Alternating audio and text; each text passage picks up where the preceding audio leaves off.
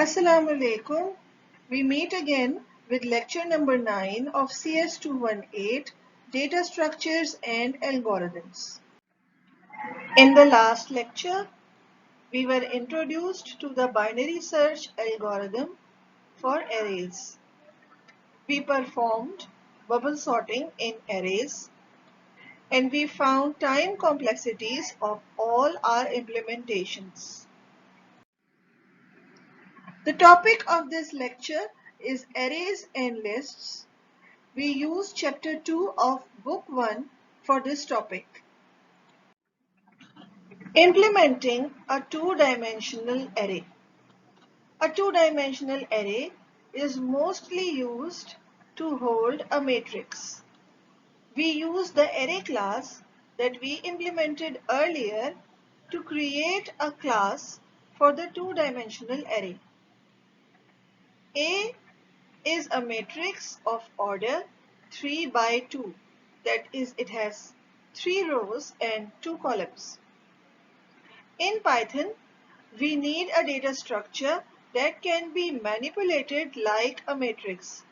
So, once we store data in a matrix, we should be able to operate all arithmetic functions of matrices like addition, multiplication, subtraction, etc. Now I present to you the array2d.py file. In this I have defined the class array2d. The first thing that I do here is I import the class I created earlier called array. And the first function I am going to talk about is the init function. But before we go through the code, I will show you an example because that will help you understand the code better. So this is a two-dimensional array. You can see that there are 3 rows and there are 5 columns.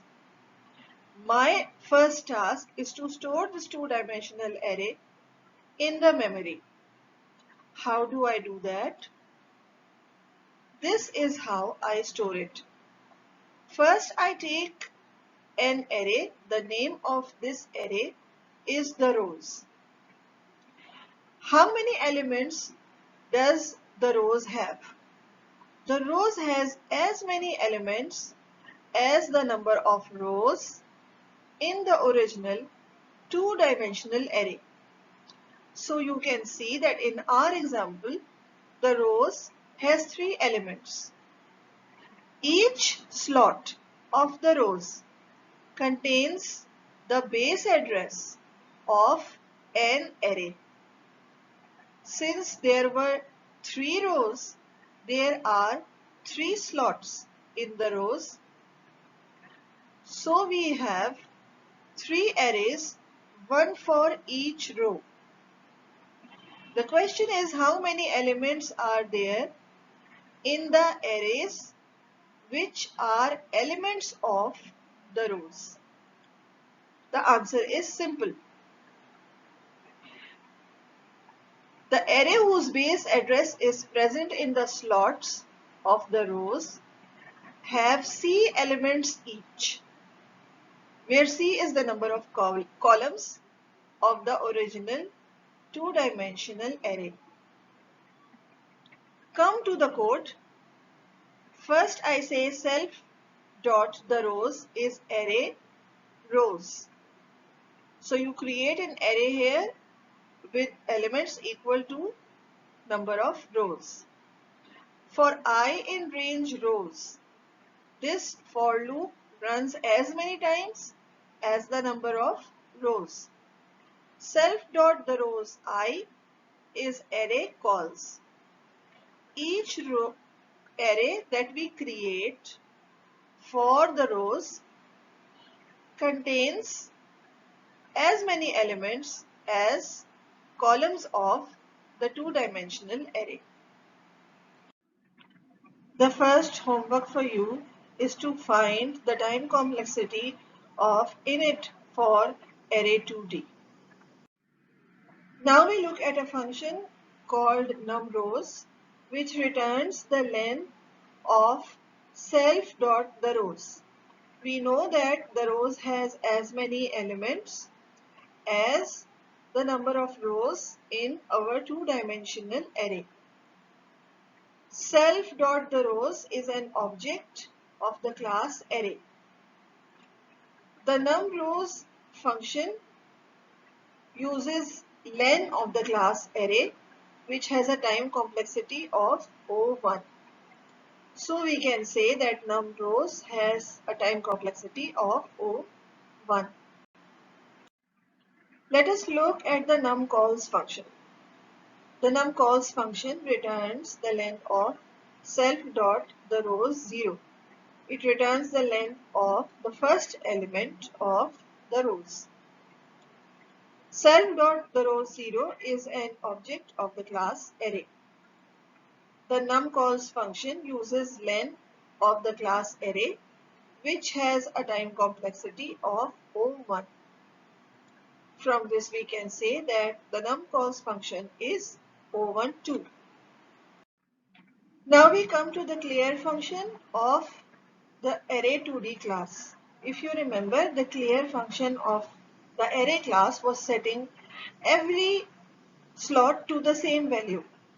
This clear function also has a similar purpose. It sets every slot of the two-dimensional array to the same value. It has a for loop which goes from 0 to self.numRows -1, and the body of the for loop executes this line self.theRows I.clear value.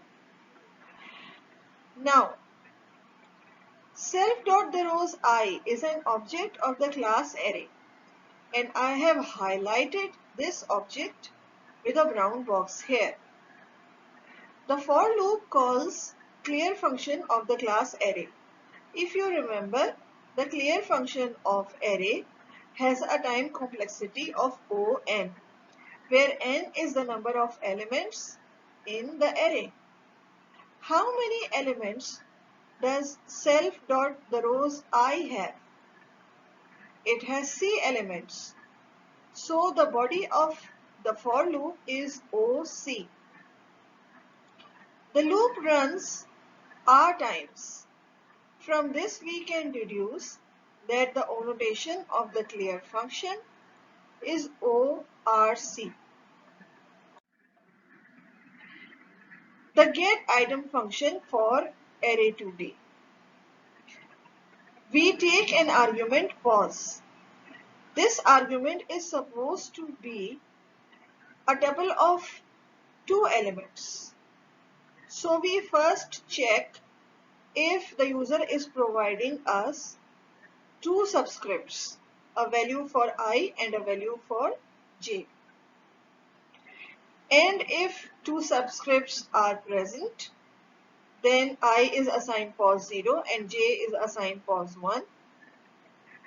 But if a tuple of two elements is not given to us, we raise an assertion. Also, we check that I is a valid number from 0 to rows -1 and j is a valid number from 0 to columns -1. And then we return to the user the value of self.theRows I j. This is the jth element of the ith element of the rows. GetItem is called when we access an element of the data structure, like I call print my array 3, 9. See, you are providing a two element tuple over here. 3 will become I, 9 will become j. And it will provide me, or it will print the value of the 9th element of the 3rd element of the rows in my array. Another example is x equals my array 5, 2. Here 5 becomes I, 2 becomes j. So every time that you are trying to retrieve an element from the two-dimensional array, you will have to give two subscripts for its position. The first defining the row and the second defining the column. GetItem of class array2d calls GetItem of class array, which has a time complexity of O1. From this, we can deduce that GetItem of class array2d is O1. Look at setItem. Again, we are taking a two-element tuple called pos and a value which needs to be assigned. We check if pos has two elements, then we assign the first element to I and the second to j. We also check if I is within the valid range from 0 to rows minus 1 and j is within the valid range from 0 to columns minus 1. Otherwise, we tell the user that this is an invalid element subscript. Then we do this last line, self.therOws ij is value. Value is assigned to the jth element of the ith element of the rows. SetItem is called when we assign value to an element of the data structure, like my array 5, 3 is 8. 8 will be assigned to the third element of the fifth element of my array. Another example is this, my array 4, 1 equals 5. The value of variable 5 will be assigned to the element specified. SetItem of class array2d calls SetItem of class array, which has a time complexity of O1. And we can say that SetItem of array2d is O1. The traverse function. Traversal is visiting every data item exactly once in the data structure. We assign the number of rows to x and we assign the number of columns to y. Then we run a for loop nested within another for loop. The outer for goes from 0 to x minus 1. The inner for goes from 0 to y minus 1. And we print out each element of the elements of the rows. There are two nested fors. One runs as many times as the number of rows. This will be the outer for. The other runs as many times as the number of columns. This is the inner for. So the O notation of the traverse function is ORC. How to use the class array2d? I create a new file and I import the class here. Then I initialize a 3 by 3 matrix. Then I assign values to its elements. And finally, I traverse it. All the functions that we coded for the class get to run here in this file. You can work with the array2d class. I will provide you the class file and you can extend this file and play with the functions of the class file. Now that I have learned to store a matrix in the memory, I would like to run arithmetic operations upon it. The first operation that comes to mind is addition of two matrices. In this file, I am going to discuss an algorithm for this purpose. I import my class array2d and I define a function called matsum, which takes two matrices as arguments, mat1 and mat2. When are two matrices eligible for addition? If they have the same number of rows and the same number of columns. This is what we check first. If the two matrices don't have equal number of rows and equal number of columns, we simply return back with none. Otherwise, we take a variable x and this is initialized to the number of rows. And we take a variable y and this is initialized to the number of columns. Also, we initialize a matrix called mat3. Mat3 has x rows and y columns. Then we run two for loops nested one inside the other. The outer for runs for as many times as the number of rows. The inner for runs for as many times as the number of columns. If you look at the body of the fors, you will understand it immediately. We have written that the ijth value of mat3 is the ijth value of mat1 plus the ijth value of mat2. When this operation is done for every element of the matrices, we exit the nested fors and we return mat3.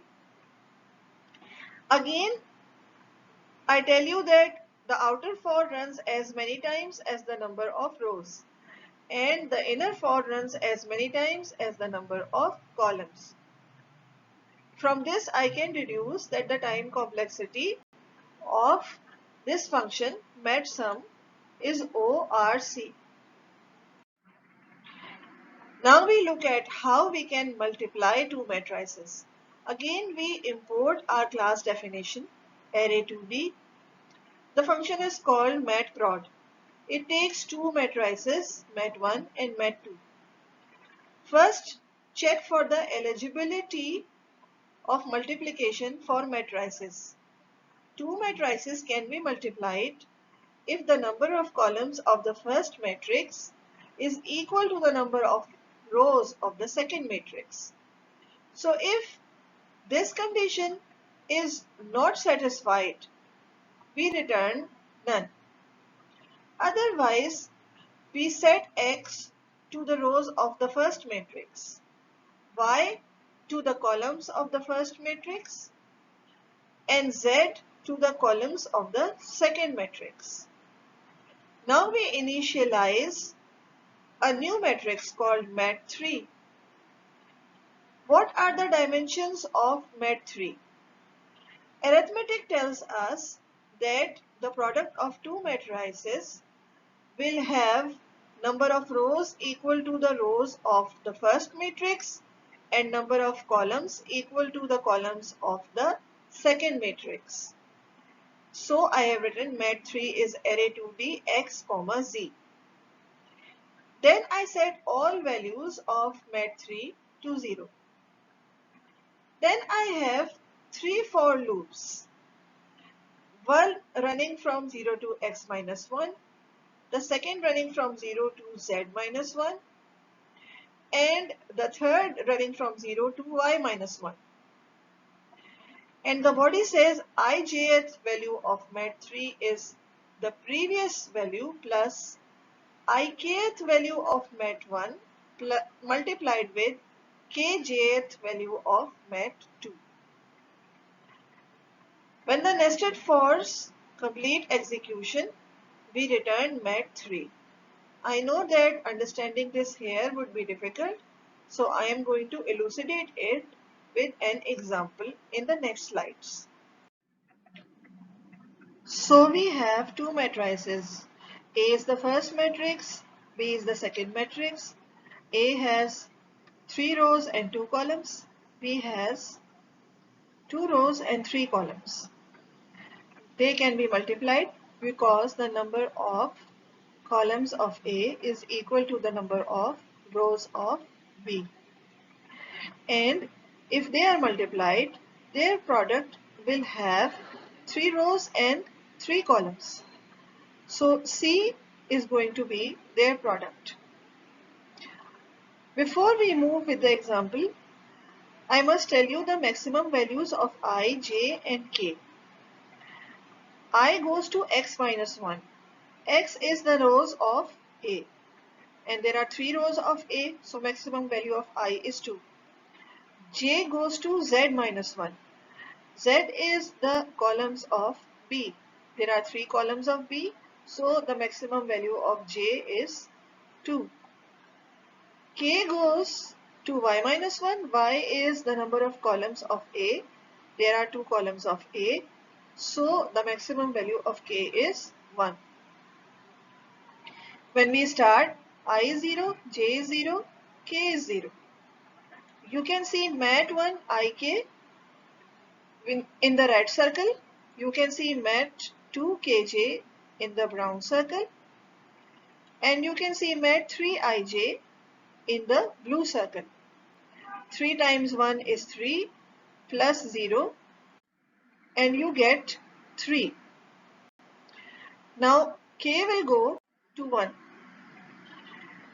Mat1 ik is 4. Mat2 kj is 5. Mat3 ij is currently 3. 4 5s are 20 plus 3, you get 23. Now k has reached its maximum value. So j will become 1 and k will go back to 0. Mat1 ik is 3. Mat2 kj is 4. We are multiplying the first row with the second column. And mat3 ij is currently 0. 3 4s are 12 and we write 12. K will now go to 1. Mat1 ik is 4. Mat2 kj is 2. And mat3 ij is 12. Add 8 to 12, you get 20. Now k has again gone to its maximum value. So it will go back to 0 and j will become 2. Mat1 ik is 3. Mat2 kj is 3. We are multiplying the first row with the third column. Mat3 ij is 0. Add 9 to it. K will now progress to 1. Mat1 ik is 4. Mat2 kj is 6. Mat3 ij is 9. 4 6 are 24 plus 9, we get 33. We have multiplied the first row of A with all the columns of B. Notice that K has reached its maximum value, but when you look back at J, J has also reached its maximum value. So now I will become 1, J will go to 0 and K will go to 0. Mat1 ik is 6. Mat2 kj is 1. We are multiplying the second row of A with the first column of B. Mat3 ij is the entry shown by the blue circle. 6 times 1 is 6. So we get 6 here. Now k will progress to 1. Mat1 ik is 1 and mat2 kj is 5. Mat3 ij is 6. So add 5 to the 6 and you get 11. K has reached its maximum value. So j will become equal to 1 and k will become 0. Mat1 ik is 6. Mat2 kj is 4. We are multiplying the second row of A with the second column of B. Mat3 ij is this entry in blue. 6 4s are 24. K goes to 1. Mat1 ik is 1. Mat2 kj is 2. Mat3 ij is 24. Add 2 to 24 and you get 26. Now k has reached its maximum value. So j becomes 2, k goes back to 0. Mat1 ik is 6. Met 2kj is 3. We are multiplying the second row of A with the third column of B. And met 3ij is the entry in the blue circle. 6 3s are 18. We get 18 here. Now k progresses to 1. Met 1 ik is 1 and met 2 kj is 6. Met 3 ij is currently 18. Add 6 to it and you get 24. K is again at its maximum. So it will go back to 0, but J was also at its maximum. So it goes back to 0 too, and I has become equal to 2. Met 1 ik is 2. Met 2 kj is 1. We are multiplying the third row of A with the first column of B. Met 3 ij is the value in blue. 2 ones are 2. So we get 2 here. K moves to 1. Met 1 ik is 5.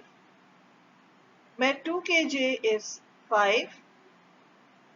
Met 3 ij is this entry in blue.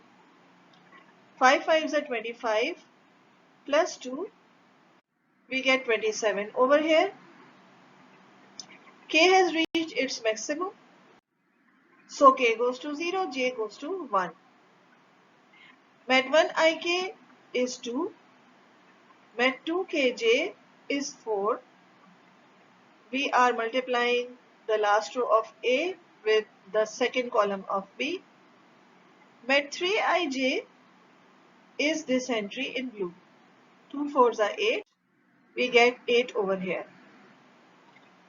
K goes to 1. Met 1 ik is 5. Met 2 kj is 2. And met 3 ij is 8. So 5 2s are 10 plus 8, 18. K has reached its maximum value. It goes back to 0 and J goes to 2. Met 1 ik is 2. Met 2 kj is 3. The last row of A with the last column of B. Met 3 ij is this entry in blue. 2 3s are 6, which is what we put here. K goes to 1. Met 1 ik is 5. Met 2 kj is 6. And met 3 ij is 6 too. 5 6 are 30. Add this to 6. So we get 36. As you have realized, we are done. We have completed multiplication. The last question that remains is, what is the O notation of the function for multiplication of two matrices? If you go through the function line by line, NumRows is O1, NumCalls is O1. The init function is ORC, and this is your homework to find out how. The clear function is ORC. All of these O notations will be added to the O notation of the three nested fors to give you the O notation of the function matprod. Why will they be added? Because these lines are coming in a sequence. When lines are occurring in a sequence, their O notations are added. And when lines are written within each other, like these nested fors, their O notations or their running times are multiplied. So if you look at the three for loops, you will see that the for loop for I runs as many times as the number of rows of A. The for loop for J runs as many times as the number of columns for B. And the for loop for K runs as many times as the number of columns of A. So we come to this conclusion that the O notation of this matprod function is O R1 C1 C2. All of the other O notations were either linear or they were constant or they were quadratic. But the O notation of the nested fors is cubic. Hence, this will be the O notation of the matprod function. Your homework is to write a function that adds a number to every element of a matrix and to give its time complexity. Another homework is to write a function that multiplies a number with a matrix. Again, not only do I require the function, I also need its time complexity. So what did we learn today? We learned to implement two-dimensional arrays. We learned to add two matrices. We performed multiplication of two matrices. And we found time complexities of all our implementations. In the end, read the book, do your homework, note your questions, and if you have any problems or any suggestions, write me an email. I'll be waiting. Take care. Allah Hafiz.